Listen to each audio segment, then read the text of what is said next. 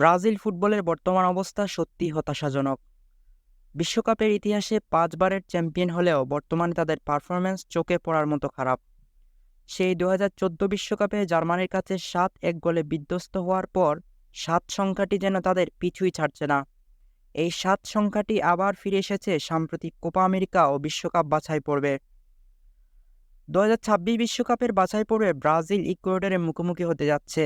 ম্যাচটি অনুষ্ঠিত হবে ৭ সেপ্টেম্বর বাংলাদেশ সময় সকাল ৭টায়।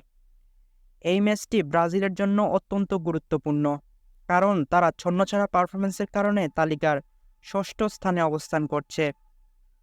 ব্রাজিল দলের কোচ পরিবর্তন ও দলীয় সমন্বয়ের অভাবের কারণে বারবার সমস্যায় পড়ছে।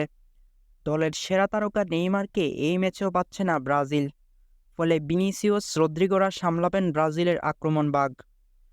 ৭ সেপ্টেম্বরের ইকুয়েডরের বিরুদ্ধে ম্যাচটি ব্রাজিলের জন্য অত্যন্ত গুরুত্বপূর্ণ, কারণ হেরে গেলে বা ড্র করলে তাদের বিশ্বকাপের পথে আরেক ধাপ পিছিয়ে পড়ার সম্ভাবনা রয়েছে। অন্যদিকে ইকুয়েডর বর্তমানে বেশ ছন্দে রয়েছে।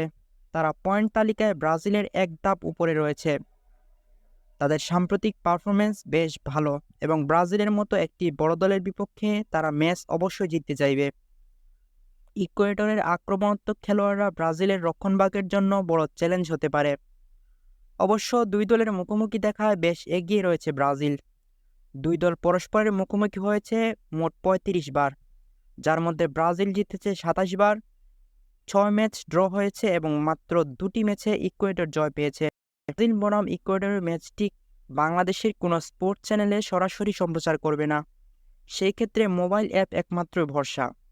স্পোর্টসফাই এবং এইচডি স্ট্রিম জেড এই দুটি অ্যাপে সরাসরি খেলা দেখতে পারবেন। এই অ্যাপগুলো প্লে স্টোরে পাওয়া যায় না, তাই এগুলো গুগলে সার্চ দিয়ে ডাউনলোড করতে হবে। ধন্যবাদ।